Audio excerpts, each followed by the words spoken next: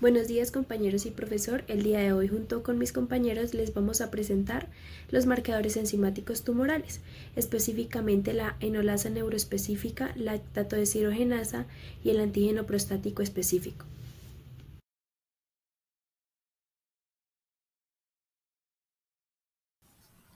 La enolasa neuroespecífica es una enzima que participa en la glucólisis, específicamente en la reacción 9, donde se tiene que deshidratar el glicerato 2-fosfato por la activación de la enolasa que usa el magnesio como cofactor y va a formar el precursor del piruvato, que es el fosfoenolpiruvato.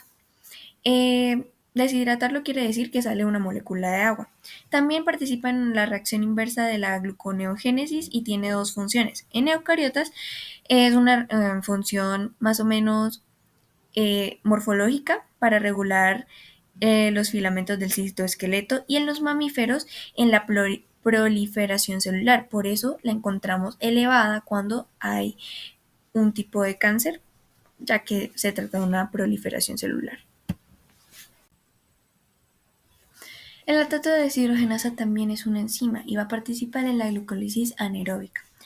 El lactato de deshidrogenasa se va a usar en NAT como cofactor y se va a oxidar para convertir el piruvato al lactato. Y recordar que esta es una reacción reversible. Luego está el antígeno prostático específico, que es una proteasa sérica. Que sea una proteasa sérica quiere decir que es una enzima que puede romper enlaces peptídicos, y esta tiene la característica que lo hace usando moléculas de agua. Entonces se puede decir que también es una subclase de las hidrolasas.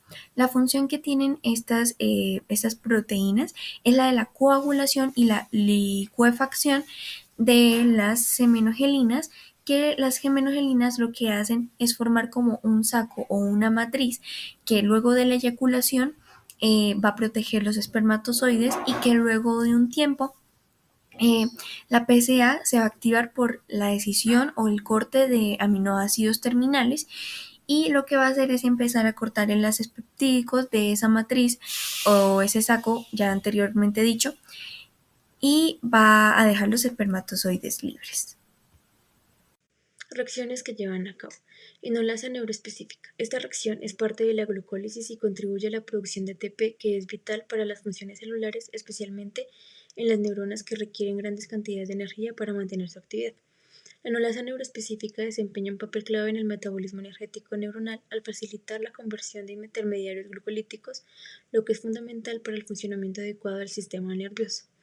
Reacciones catalizadas por la lactato deshidrogenasa. Conversión de piruvato a lactato. En condiciones anaeróbicas, o sea, baja en oxígeno, la lactato deshidrogenasa convierte el piruvato, que es el producto final de la glucólisis, en lactato, regenerando NAD. Este proceso permite que la glucólisis continúe al mantener el suministro de NAD necesario para la producción de ATP en ausencia de oxígeno. Conversión de lactato a piruvato. En condiciones aeróbicas, el lactato puede ser convertido de nuevo a piruvato, permitiendo su entrada en el ciclo de Krebs para una mayor producción de ATP. Antígeno prostático específico. Aunque el antígeno prostático específico no cataliza reacciones en el sentido clásico como las en las enzimas, se puede decir que participan en la degradación de ciertas proteínas mediante la actividad proteolítica. Esto incluye la descomposición de proteínas de la matriz extracelular y otros sustratos, lo que puede influir en la movilidad celular y la invasión en el contexto del cáncer. Bueno, en el caso de la enolasa neuroespecífica, esta está presente en altas concentraciones, como lo dice su nombre, pues en el sistema nervioso central, donde cumple funciones esenciales en el metabolismo celular de neuronas y también de células gliales. Estas pues son un tipo de células del sistema nervioso que le dan soporte y protección y también nutrición a las neuronas. Y pues como las neuronas básicamente dependen de la glucosa para obtener energía, la enolasa neuroespecífica es fundamental para esto, y también en cuanto a la homeostasis neuronal, asegurando la estabilidad funcional del sistema nervioso. También la enolasa neuroespecífica se encuentra en células neuroendocrinas, como lo son las células de Kulczynski o células K, que liberan hormonas y neurotransmisores en respuesta a estímulos específicos. En este caso, la enolasa neuroespecífica es un marcador importante en la detección de tumores neuroendocrinos, ya que pues cuando estas células se proliferan de manera normal, se libera este marcador en la sangre y pues en niveles elevados. Bueno, ahora hablando sobre el lactato de deshidrogenasa, este es una enzima clave que se encuentra en casi todos los tejidos del cuerpo y su función es crucial para el metabolismo energético. En el corazón, el lactato de deshidrogenasa se localiza principalmente en el tejido miocárdico, donde los cardiomiocitos dependen básicamente de esta enzima para convertir el lactato en piruvato durante periodos de actividad intensa o también pues en ocasiones de isquemia. Cuando hay un daño al corazón, como en un infarto miocárdico, las células liberan este lactato de deshidrogenasa al torrente sanguíneo, aumentando pues claramente sus niveles que pueden ser medidos para evaluar la salud cardíaca e identificar grados de lesiones.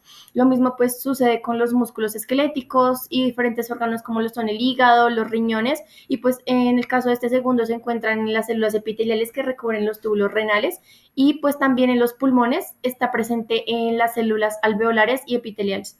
Listo, por último, el antígeno prostático específico, pues como su nombre lo dice, se encuentra en la próstata y la próstata, pues que es básicamente una glándula pequeña que es similar a una nuez, que está ubicada justo debajo de la vejiga y rodeando la uretra.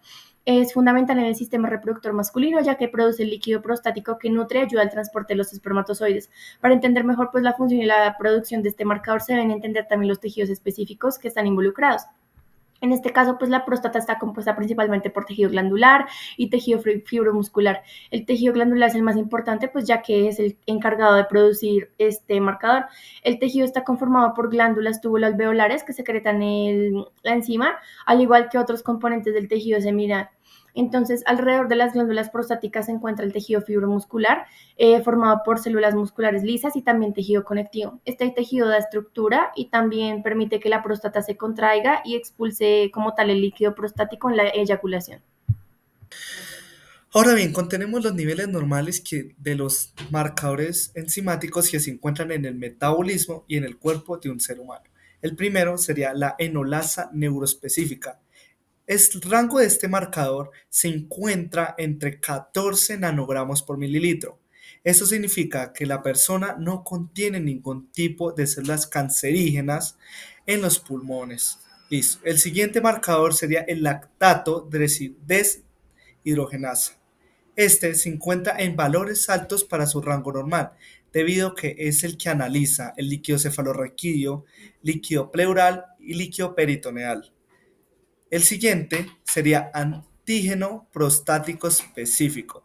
Ese se encuentra muy bajo, desde 0,1 a 4 nanogramos sobre mililitro. Este marcador es el que tiene la función de analizar si existe algún tipo de cáncer en el cuerpo humano. Bueno, hablando del tema de patologías diagnosticables, para el caso del antígeno prostático específico, por sus siglas PSA, podemos detectar un cáncer de próstata por medio de un análisis de sangre con el propósito de determinar el diagnóstico y evaluar la eficacia del tratamiento y verificar si hay recidiva, que sería la reaparición de la enfermedad. Para el caso de la enlonasa neuronal específica, por sus siglas NSE, podemos detectar un cáncer de pulmón de células no pequeñas y neuroblastoma, que sería el cáncer en las glándulas suprarrenales, por medio de un análisis de sangre con el propósito de determinar el diagnóstico y la respuesta al tratamiento.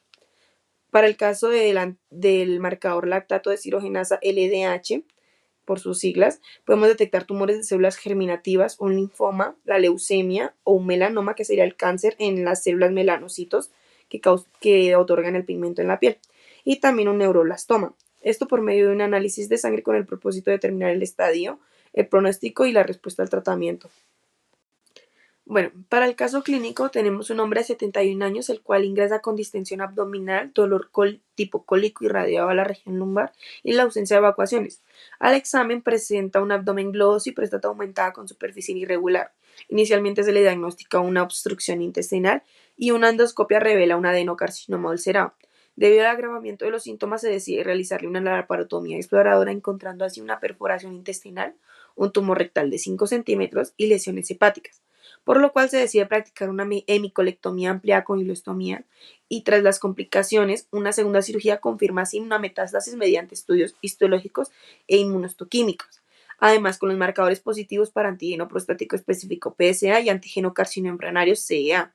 Las mediciones plasmáticas del PSA arrojan niveles significativamente altos, para el caso del PSA total de 247 nanogramos por decilitro y para el caso del PSA libre de 20,1 nanogramos por decilitro. La biopsia prostática confirma un adenocarcinoma moderado a pobremente diferenciado con Gleason 8 e infiltración perineural, consolidando así el diagnóstico de cáncer de próstata metastásico. Y pues en este caso podemos ver que se subraya la importancia del PSA tanto como herramienta diagnóstica como pronóstica, ya que pues los niveles elevados se pueden asociar con la enfermedad avanzada o incluso como en este caso, una metástasis. Los rangos anormales del antígeno prostático específico varían entre 0.1 hasta mayor a 20 nanogramos sobre mililitro. Si presenta un PSA menor a 0.1 nanogramos sobre mililitro, se dice que es un nivel muy bajo. Por lo tanto, es observado en hombres que se han realizado prostatectomías radicales. El segundo es un PSA menor a 4 nanogramos sobre mililitro y es el PSA que se considera normal. El tercero es un PSA entre 4 nanogramos y 10 mililitros y hay un riesgo moderado de padecer cáncer de próstata, aproximadamente entre el 30% de probabilidad, y puede estar asociado también con condiciones benignas como la hiperplasia prostática benigna o la prostatitis. La siguiente es un PSA entre 10 y 20 nanogramos sobre mililitros. Hay un mayor riesgo de padecer cáncer de próstata entre un 50 y 70% de probabilidad. Y el PSA mayor a 20 nanogramos sobre mililitro es muy alto riesgo de padecer cáncer de próstata, es hasta en un 80 o 90% de probabilidad. Los tipos de muestras que se usan generalmente para identificar marcadores enzimáticos en el cuerpo humano o en el metabolismo pueden ser los siguientes. Los más comunes son en sangre. El primero es sangre venosa. Es el método más común y se utiliza para extraer sangre y la cual se analiza para determinar los niveles de PSA en el suero. Segundo, sangre. Una prueba de lactato hidrogenasa mide el nivel de lactato hidrogenasa LDH en una muestra de sangre. Tercero, sangre hemolizada. Las muestras de sangre hemolizadas pueden dar falsos positivos puesto que las hematíes son ricos en enolasa. Cuarto, orina. En algunos casos se pueden realizar pruebas de PSA en la orina, aunque son menos comunes. Quinto, líquido prostático. En ciertas situaciones se puede analizar el líquido obtenido durante un procedimiento de masaje prostático. Y sexta es la biopsia prostática. La biopsia prostática permite conocer, por así decirlo, los niveles de PSA, los cuales nos pueden dar una alerta de cáncer.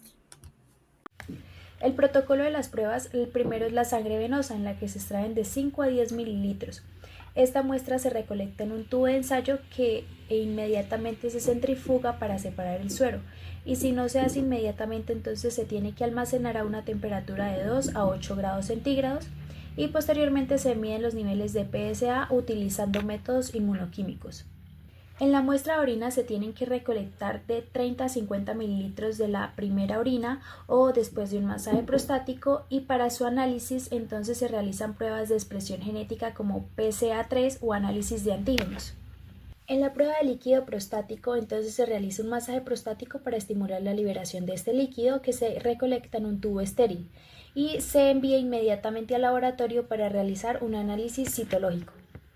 Por último, en la biopsia prostática se realiza la preparación previa del paciente, que puede tener antibióticos para evitar la infección, se realiza la biopsia transrectal guiada por un ultrasonido y luego se extraen múltiples muestras de tejido de diferentes partes de la próstata, y finalmente esas muestras se fijan con formol para enviar al laboratorio a un análisis histopatológico.